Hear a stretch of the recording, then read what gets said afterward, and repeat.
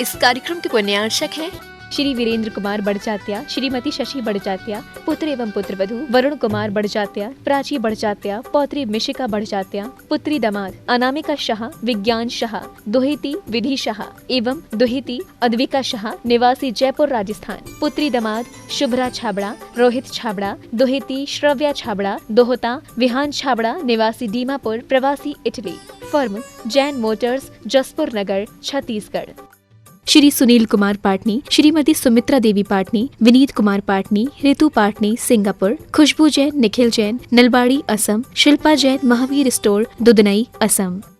श्रीमती चंदा देवी जैन, श्री ताराचंद जी जैन, पुत्र एवं पुत्र वधू श्री दीपक जैन, श्रीमती काजल जैन, पौत्र एवं पौत्री पार्थ जैन, काव्या जैन, पुत्र एवं पुत्र वधू श्री पंकज जैन, श्रीमती गरिमा जैन, एंजल जैन, देवांश जैन, बेटी एवं दामाद श्रीमती नीलू जैन, श्री नवनीत जैन, गुना, मध्य प्रदेश, दोहित्र एवं दोहित्री नमन जैन, नैनी जैन, बेटी एवं दामाद श्रीमती रानी जैन, श्री अमित जैन, दोहित्र एवं दोहित्री अवनी जैन, वेदांत जैन, नागपुर, समस्त इटारसी परिवार। श्री मुकेश जैन, श्री राकेश जैन, श्री प्रदीप जैन, श्री सोनू जैन, पुत्र मनोज जैन, मनीष जैन, आकाश जैन, पुत्री रूपाली, सुमन, मोहिनी, केसर, परी जैन, पुत्र वधू सुरभि जैन एवं Dhara Jain. Firm Vardhman trading company, Vadodara, Gujarat.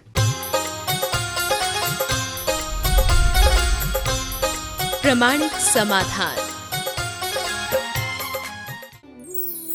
नमोस्तु गुरुदेव। हर वर्ष चातुर्मास के दौरान वृहद आयोजन होते थे, जिससे कई जीवों का जीविकोपार्जन हो जाता था, परंतु इस बार कोरोना के कारण ऐसा संभव नहीं होगा। तो गुरुदेव, वह जीव अपना जीविकोपार्जन कैसे करें? ये तो पूरे विश्व की स्थिति है। महामारी में इसके अलावा और कोई रास्ता भी नहीं। निश्चित रूप से जब किसी तरह के आयोजन होते हैं तो उससे प्रत्यक्ष अप्रत्यक्ष से जुड़े लोग का जीवन पलता है। और आज तो पूरे सर्विस सेक्टर पर ग्रहण लग गया। कहीं कुछ नहीं, कितने लोग बेकाम हो गए। अब आपने पूछा महाराज वो लोग क्या करें? हम तो सबसे कहते हैं थोड़ी भावना भाव और अपने अपने खर्चों पर अंकुश रखें। वैकल्पिक व्यवस्थाएं देखें। सरकार भी बहुत सारी योजनाएं ऐसे लोगों के लिए लाई है, उनका लाभ उठाएं और अपने जीवन की दिशा पलटें। यही एक रास्ता है। बाकी हमें समय काल को देख करके करना होगा। आपने बोला कि बड़े कार्यक्रमों के अभाव में लोगों की जीविका, तो हमारे कार्यक्रम तो बहुत थोड़े हैं। पूरे देश का कार्यक्रम स्थगित हो गया है। अब उसका कोई उपाय नहीं है। ऐसे समय में हमें मितव्ययी बनना चाहिए, संयत बनना चाहिए, अपने जीवन शैली में बदलाव लाना चाहिए और जो अभावग्रस्त लोग दिखते हैं उनके सहयोग के लिए हमें अपना हाथ आगे बढ़ाना चाहिए। जैसा लोगों ने अभी तक बढ़ाया है, ज़रूरत पड़ने पर आगे भी बढ़ाएंगे, लेकिन धीरे धीरे चीज़ें अब सामान्य होती दिख रही है। भावना भाव कि जल्दी ये संकट टले और ऐसा कुछ हो कि पर्यूषण के आने आने तक कोरोना विदा हो जाए, ये भावना भाव, तो फिर सब कुछ ठीक होगा। भावना तो भाव, ये बीमारी, ये त्रासदी का रोना रोने की जगह ये मुक्त हो, ये जल्दी जाए, ये जा रही है, ऐसी भावना तो होना शुरू करो। हमारी ये भावना भी बहुत बड़ा बदलाव घटित करेगी। नमोस्तु गुरुदेव। सिर मुड़ाते ही ओले पड़े, एक तरफ कुआं तो दूसरी ओर खाई, एवं जब सिर दिया ओखली में तो मूसल से क्या डरना। गुरुदेव, यदि किसी मनुष्य का सामना इन तीनों परिस्थितियों से एक साथ हो जाए तो वह अपने आप को किस प्रकार संतुलित करे? जो जीवन में आगत आकस्मिक आपत्तियों और विपत्तियों को सहने के लिए मानसिक रूप से तैयार नहीं होते। जो व्यक्ति जीवन में आगत हर विपत्ति के स्वागत के लिए तैयार होता है, उनके लिए मूल मुड़ाए और ओले पड़ने पर भी कोई फर्क नहीं पड़ता। मैं ऐसे लोगों से कहूँगा कि मूल मुड़ाने के पहले ही सोच लो कि ओले पड़ सकते हैं। लोक में देखने में आता है प्रायः फसल पकने के बाद ही ओलावृष्टि होती। ये जीवन का एक अंग है, इसके लिए मानसिक रूप से तैयार रहो कि मैंने मुड़ मुड़ाया है तो ओला पड़ेगा। बस मेरी सावधानी और समझदारी इसमें है कि ओला पड़े पर सिर न फूट पाए। एक कोई छत्ता मेरे हाथ में हो, वो समझदारी का छत्ता, वो सकारात्मकता का छत्ता अगर हमारे साथ हो, आत्मविश्वास का छत्ता हमारे साथ हो, कितने ही बोले पड़ जाए सिर नहीं फूट सकता, हम अपने आप को सुरक्षित रखेंगे। एक तरफ कुआं और एक तरफ खाई, ये भी उनके साथ है जिनका आत्मविश्वास कमजोर होता है, वे दुविधा में रहते हैं। आत्मविश्वास से भरा हुआ व्यक्ति अगर खाई में भी गिरता है तो कोई बूटी ले आता है, और कुआं में भी उतरता है तो कोई बाल्टी खोज के ले आता है। हमें तो कुछ लाना है। खाई में गिरना पड़ता है तो चढ़ने का जज्बा रखो, और कुएं में गिरने की नौबत आती है तो वापस ऊपर आने का हौसला रखो। आत्मविश्वास प्रबल हो तो एक तरफ कुआं एक तरफ खाई जैसी स्थिति आएगी तो भी मन संयत बना रहेगा। ठीक है, त्वरित निर्णय, ये एक शब्द आता है प्रत्युत्पन्न मतित्व। प्रत्युत्पन्न मतित्व यानी प्रेजेंस ऑफ माइंड। जीवन में कोई दुविधा है, तत्क्षण निर्णय लो और अपनी राह बना लो। तो कुआं और खाई हो, थोड़ा ध्यान रखो, कुआं और खाई के बाद भी कम से कम कुएं का पाट तो होता है। समझदार व्यक्ति तो पाट के सहारे कुएं और खाई दोनों से पार हो जाता है। जब भी ऐसी कोई दुविधापूर्ण स्थिति आए, उस घड़ी हमें ये देखना चाहिए कि इस दुविधा का हल क्या है, और आत्मविश्वासी व्यक्ति तत्क्षण उसका हल निकालता है और अपना रास्ता प्रशस्त बना लेता है। तीसरी बात, ओखरी में मूड़ दिए मूसलों की का चिंता। ये एक अध्यवसायी, दृढ़ विश्वासी, लगनशील व्यक्ति की पहचान है। जब हम किसी कार्य में आगे बढ़ गए तो उसके रास्ते में आने वाले रोड़ों से क्यों घबराना। निकल पड़े हैं तो सारे अवरोधों को पार करेंगे, चल पड़े हैं तो सारे व्यवधानों को चीरते हुए आगे बढ़ेंगे। आत्मविश्वास से लबरेज रखें। तो तीसरा जो मुहावरा है वो तो जीवन को सकारात्मक प्रेरणा देने वाला है, और पहले के दो मुहावरे सामान्य व्यक्ति को हताशा और दुविधा में उलझाने वाला है।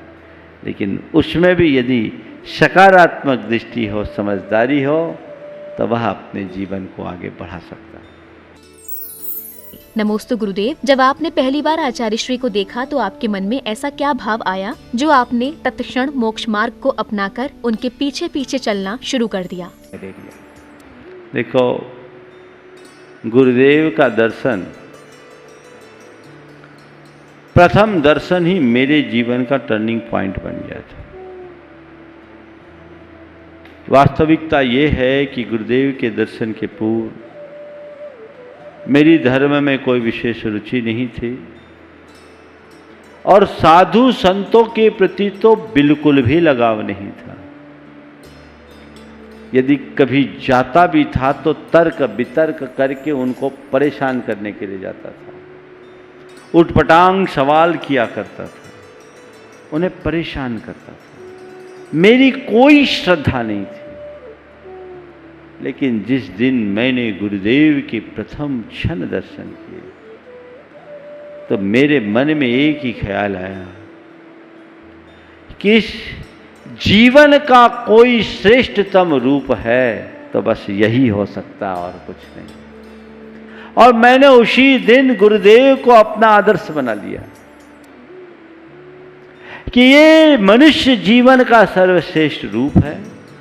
एक अमूर्त आकर्षण मेरे मन में उत्पन्न हो गया जो मुझे खींचा, इतना राग हो गया गुरुदेव से कि मैं उनके पीछे लग गया और ऐसा लगा कि उनका ही हो गया।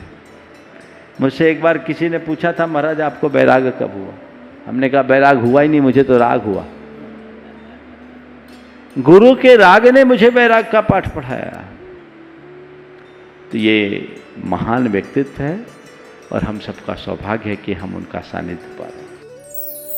नमोस्तु गुरुदेव। एक निर्धन व्यक्ति की किसी ने मदद नहीं की। उसने चाय बेचकर व कर्ज लेकर अपनी बेटी को पढ़ाया लिखाया और आज जब उसकी बेटी अफसर बन गई तो अब समाज का उसके नाम पर वाहवाही लूटना क्या उचित है? देखिए, ऐसी बात है, हर व्यक्ति की अपनी समस्याएं होती है, अपनी सीमाएं होती।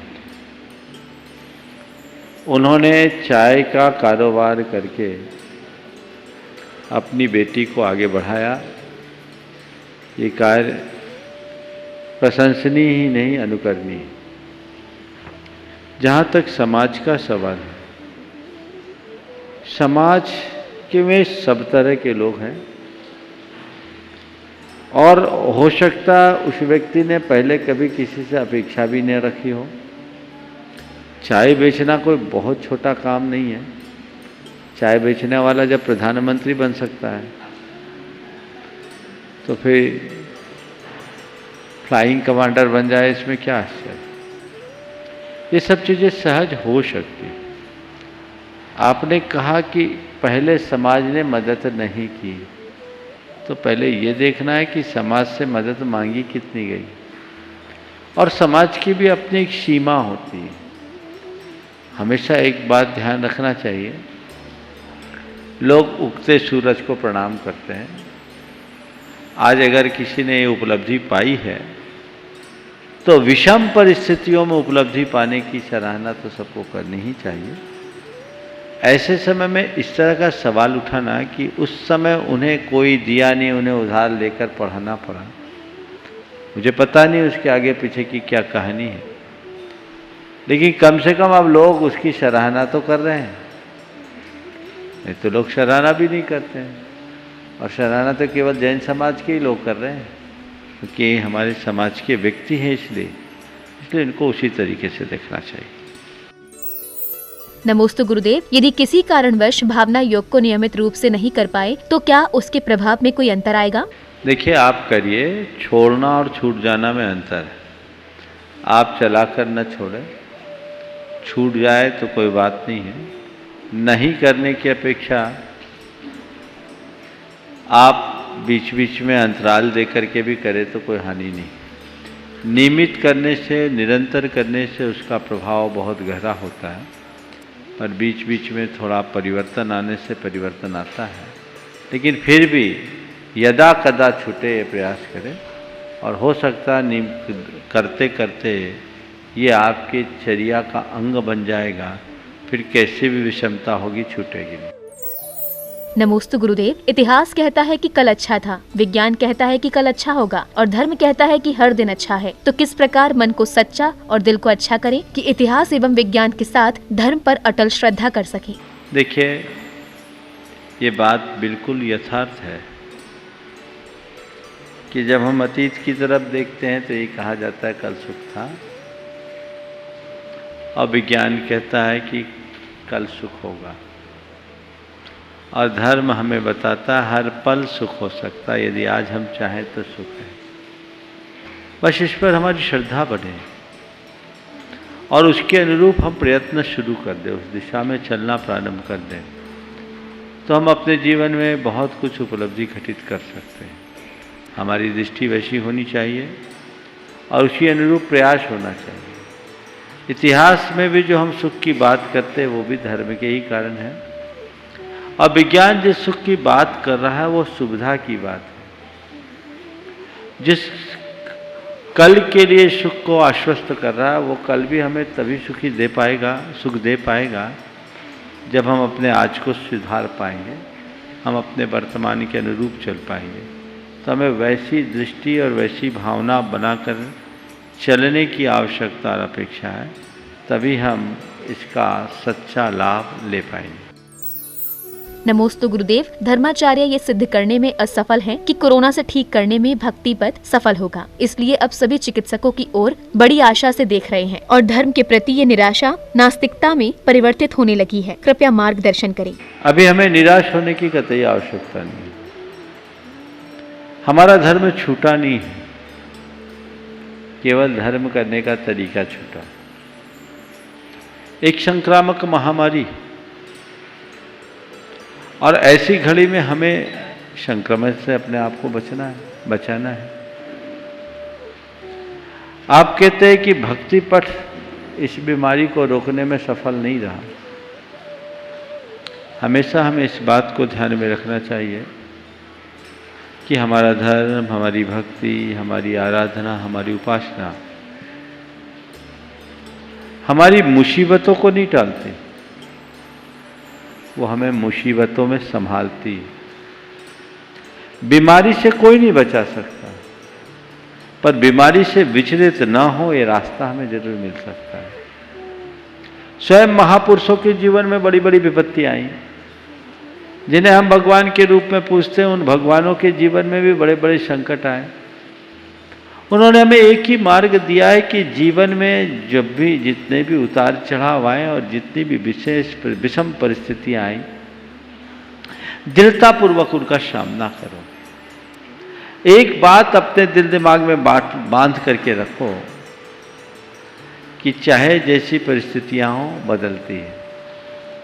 ये एक संक्रमण का दौर है, और संक्रमण के काल में अगर हम पूजा पाठ भक्ति मंदिरों में करते, बहुलता से करते, तो उससे संक्रमण के फैलने की बहुत ज़्यादा आशंका थी। इसलिए इसे रोकना पड़ा, पर हमारा धर्म नहीं छूटा।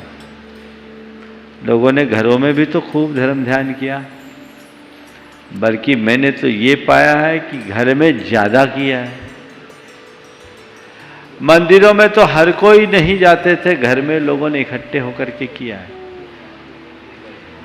और लोग बड़े उल्लास के साथ कर रहे हैं, राजी भी कर रहे हैं। कतिपय लोगों के मन में ये बात आई होगी कि मंदिर के दरवाजे बंद हो गए तो फिर मंदिर जाने से क्या फायदा। जो लोग भौतिक लाभ के लिए मंदिरों को चुनते हैं, शायद उन्हें मंदिर जाने से कोई फायदा नहीं दिखता, और पहले भी नहीं मिला होगा। लेकिन मंदिर जाने का फायदा ये नहीं है कि हमें वहाँ से कुछ भौतिक लाभ मिले। मंदिर जाने का सबसे बड़ा फायदा ये है कि हम अपने मन को पवित्र बनाएं, अपने चित्त में सकारात्मकता लाएं, अपने भावनाओं में निर्मलता लाएं। ये मंदिर का है। वहाँ हम भगवान के आलम्बन से कुछ ऐसी प्रेरणा लेते हैं जिससे हमारे जीवन में एक आध्यात्मिक भाव उमड़ता है, आध्यात्मिक दृष्टि प्रकट होती है, सकारात्मकता बढ़ती है। इसलिए मंदिरों की अपनी उपयोगिता और प्रासंगिकता है, उसे नकारा नहीं जा सकता। ये बीमारी दूर होगी, महामारी दूर होगी, फिर से लोग मंदिरों की ओर जाएंगे, क्योंकि मन की शांति का अगर कोई स्थान है तो भगवान का दरबार ही है। अस्पताल में आरोग्य मिल सकता है, लेकिन शांति तो भगवान के चरणों में ही मिलेगी, वो धर्म धारण करने से ही मिलेगा। ये बात लोगों को समझने की जरूरत है। तो अभी हम धर्म से दूर नहीं हुए, धर्म करने के तरीके को थोड़ा भर बदला है।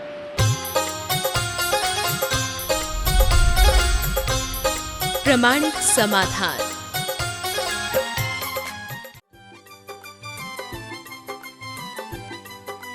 इस कार्यक्रम के पुण्यार्चक थे श्री वीरेंद्र कुमार बड़चात्या, श्रीमती शशि बड़चात्या, पुत्र एवं पुत्रवधू वरुण कुमार बड़चात्या, प्राची बड़चात्या, पौत्री मिशिका बड़चात्या, पुत्री दामाद अनामिका शाह, विज्ञान शाह, दुहेती विधि शाह एवं दुहेती अद्विका शाह, निवासी जयपुर राजस्थान, पुत्री दामाद शुभ्रा छाबड़ा, रोहित छाबड़ा, दुहेती श्रव्या छाबड़ा, दोहता विहान छाबड़ा, निवासी दीमापुर, प्रवासी Italy. Firm Jain Motors, Jaspur Nagar, Chhattisgarh. Shri Sunil Kumar Patni, Shrimati Sumitra Devi Patni, Vineet Kumar Patni, Ritu Patni Singapore, Khushbu Jain, Nikhil Jain Nalbari Assam, Shilpa Jain Mahavir store Dudhnoi Assam. Shrimati Chanda Devi Jain, Shri Tarachand जी जैन। पुत्र एवं पुत्रवधू श्री दीपक जैन, श्रीमती काजल जैन। पौत्र एवं पौत्री पार्थ जैन, काव्या जैन। पुत्र एवं पुत्रवधू श्री पंकज जैन, श्रीमती गरिमा जैन। एंजल जैन, देवांश जैन। बेटी एवं दामाद श्रीमती नीलू जैन, श्री नवनीत जैन, गुना मध्य प्रदेश। दोहित्र एवं दोहित्री नमन जैन, नैनी जैन। बेटी एवं दामाद श्रीमती रानी जैन, श्री अमित जैन। दोहित्र एवं दोहित्री अवनी जैन, वेदांत जैन, नागपुर। समस्त इटारसी परिवार। श्री मुकेश जैन, श्री राकेश जैन, श्री प्रदीप जैन, श्री सोनू जैन। पुत्र मनोज जैन, मनीष जैन, आकाश जैन। पुत्री रूपाली, सुमन, मोहिनी, केसर, परी जैन। उदित जैन, आशा, अर्चना, अंजना एवं धारा जैन। पुत्र वधू Surbhi Jain. Firm Vardhman trading company, Vadodara, Gujarat.